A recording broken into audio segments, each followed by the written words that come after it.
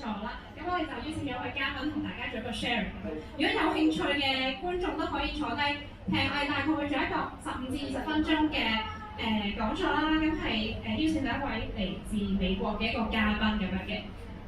可以會唔會有興趣一齊觀眾 ？OK， 係嘅。我睇下仲有冇其他有興趣嘅觀眾。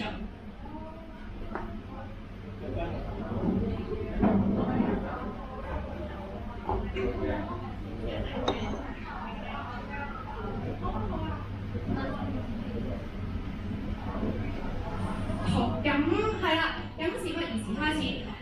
我係 Jenny 啦，咁係青協嘅一個單位領袖學院。咁領袖學院咧就係你見到呢張圖啦。其實咧我哋喺今年2019年嘅3月咧就活化咗前粉嶺裁判法院。咁咧就喺新界，其實係新界第一個裁判法院嚟嘅。咁然後我哋活化咗一個訓練嘅中心啦。咁就我哋入邊其實保留咗舊法庭或者一啲以前嘅 jail cell 咁樣嘅，而家仲有唔同嘅領袖訓練。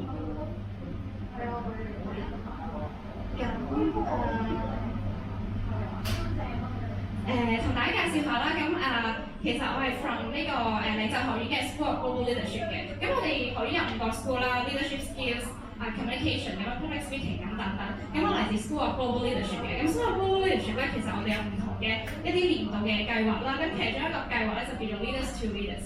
咁 Leaders to Leaders 咧，其實係我哋主辦啦，咁由香港賽馬會慈善信託基金贊助嘅。呢個計劃咧，每年咧，我哋會邀請9至12位嘅環球領袖咧嚟到香港同香港本地青年做啲交流咁樣等等嘅。咁由2016年開始咧，我哋已經邀請超過33個全球嘅領袖啦，嚟自16個唔同嘅國家同埋地區。咁當中咧，佢哋有榮獲一啲可能 First 40 Anniversary 或者係 Prince Young Leaders Award 咁呢啲嘅榮譽嘅。咁其實佢哋喺唔同嘅界別啦，譬如話喺環境方面啊、文化藝術啊，又或者係能源方面咧，佢哋都做緊一啲係為世界做正面影響力嘅工作啦。咁所以我哋咧就邀請佢哋係喺香港咧同大家做一啲交流，咁務求咧可以宣揚呢一個為社會帶來正面影響力嘅一啲工作咁樣等等嘅。咁嚟緊咧，我會同大家有一個 video 俾大家睇睇啦。咁其實我哋3月嘅時候咧就邀請咗5至6位咧環球領袖嚟到香港嘅，俾大家睇睇其實我哋工作咧究竟係點樣嘅。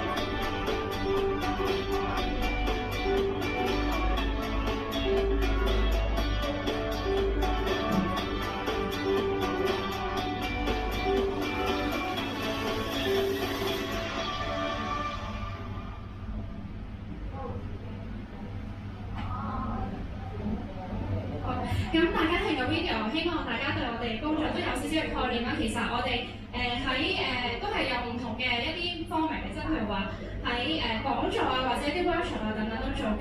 咁然後咧，今年12月我哋非常高興啦，就邀請到嚟自美國嘅 Rebecca。咁咧佢就係Bruce Studios 嘅創辦人啦。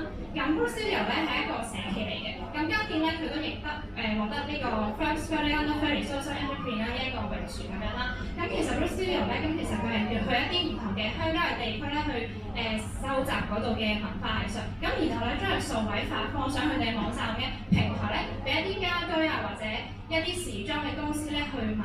咁一嚟咧就可以 support 到當地嘅一啲經濟啦、農村嘅經濟啦；二嚟咧就係將呢啲文化藝術咧得以保留咁樣嘅。咁所以嚟緊落嚟嘅時間咧，會交俾 Rebecca。咁咧佢會再講一講，同大家分享佢嘅足跡點樣遍佈喺敍利亞、中國大陸、貴州或者巴拿馬等等呢啲嘅國家，點樣去同當地一啲嘅藝術家咧去建立一個關係，然後咧可以將啲收集到呢啲藝術咧，將佢更加流傳落去。咁大家俾啲掌聲俾 Rebecca。Thank you. Shirley always gives a pretty good introduction because I can't speak Cantonese very well. I can say 大家好 and 我名係許先生 that's about it. As you guys know, I run Root Studio. It is a social enterprise that works with last generation cultures and minorities, and we create ways for them to digitize their designs and put them onto different products. So I'm really excited to be here in a Christmas craft market because it's very close to the same type of vision and spirit towards craft that we're very focused around. But not to put you through another video, but I will. I'm going to show a video that explains briefly what we do before I jump into my journey.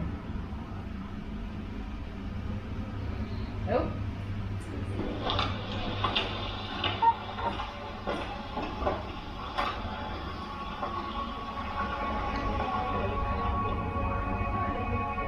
Out here, you'll notice a difference from wherever you came.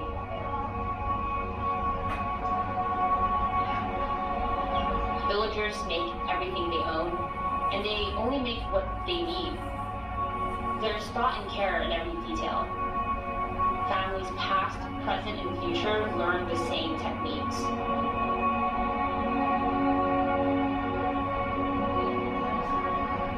This is their soil. These are their roots.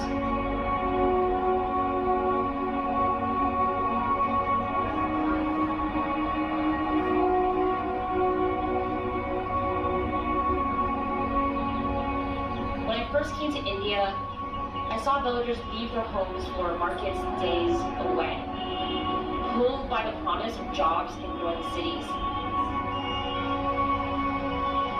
Yet the story could have a different ending, a reimagination of what a prosperous village could look like. So we had an idea. We brought computers and scanners into these villages. We trained artists to turn paper into pixels so that a painting made once could pay over and over. We're building a market that's larger and more vibrant than any city could offer, in communities connected to growing what they eat and making what they own. When I see a row of bars on a wall, a roll away, I think about how far this work has traveled and I smile. Every piece we sell is a window to a thoughtful, creative world, and that's a good view to share.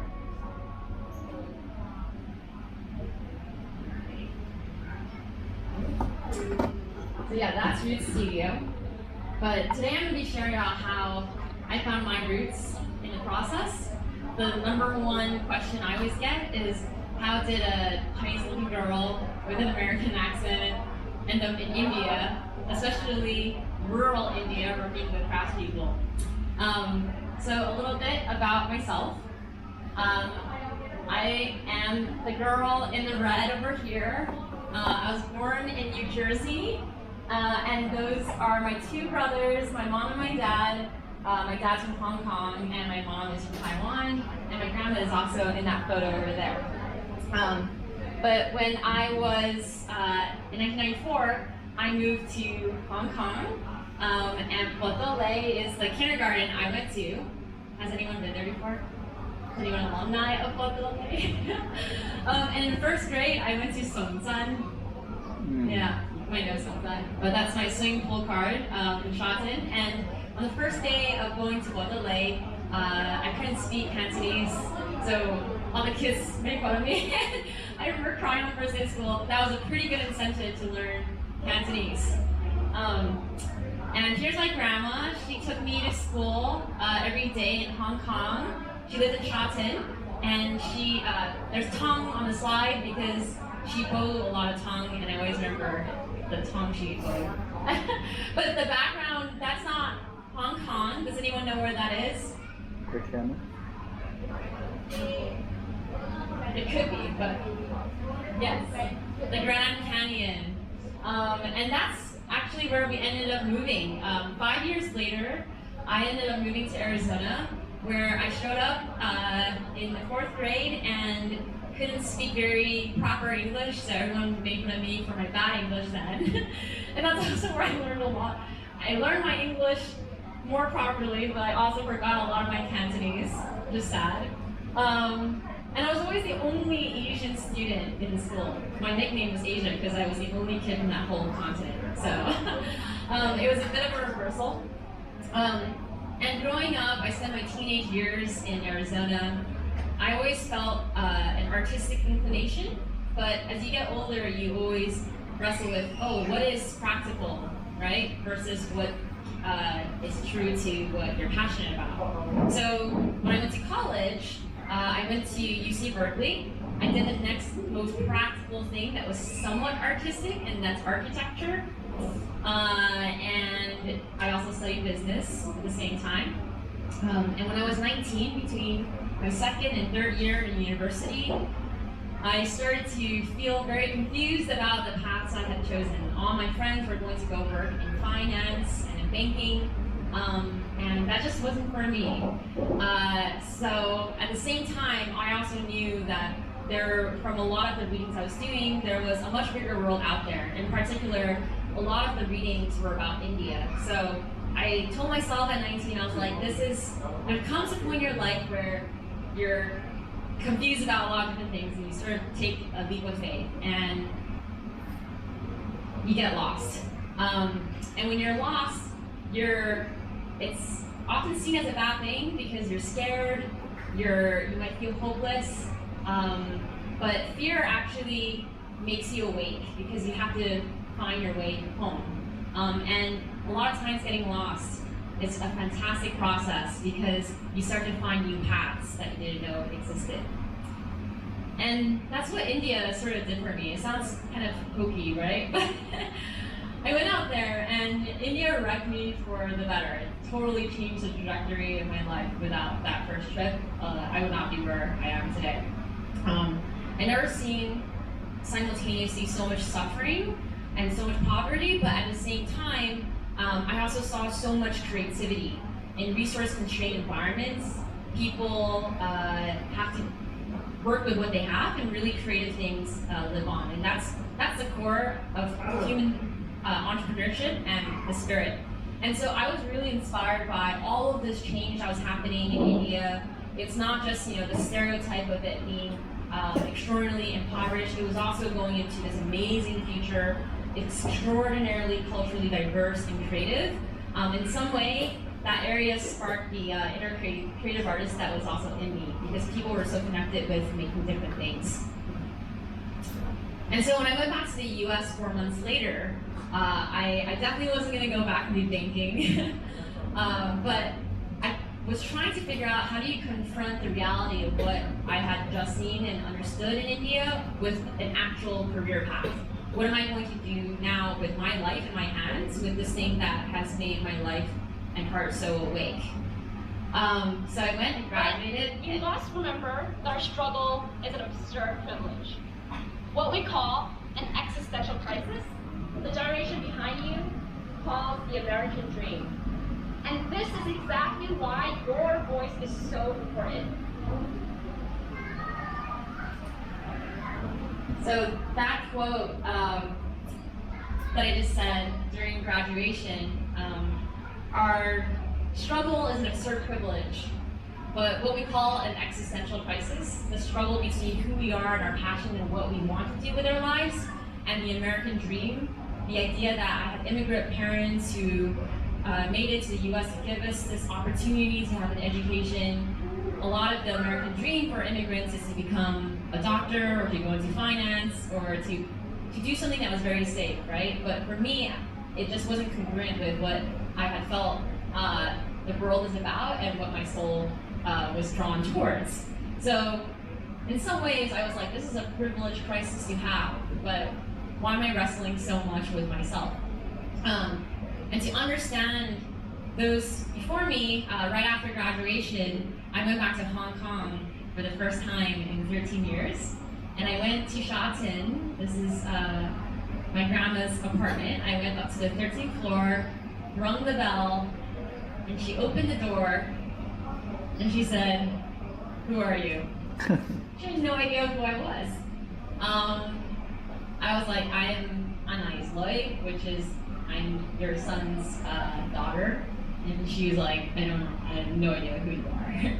And at that moment, she let me in, but throughout the evening, she kept coming back into my room and asking me, hey, we're going to make some for dim sum tomorrow, right? I'm like, yes.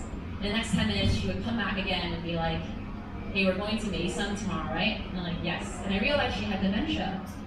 And part of the reason why she didn't know who I was is not just because I'd grown up, but because she is losing her memory. And at that moment, it really struck me that I didn't really know anything about this woman who had raised me and took me to school every day and is a part of who I am. So I was competing with this dementia that she had, but I decided to try and write an autobiography of her life and the generations before me. And I found out that she had 4 brothers who were educated. This is a photo of her right around when I showed up at her door in the same age. She was not allowed to pursue an education. And she came from China to Hong Kong alone when she was 15. And she started to make ends meet by selling eggs and different vegetables on the street. And eventually, she started to turn a 2,000 square foot building into a subdivided lot for a lot of migrants who were coming from China during the Cultural Revolution.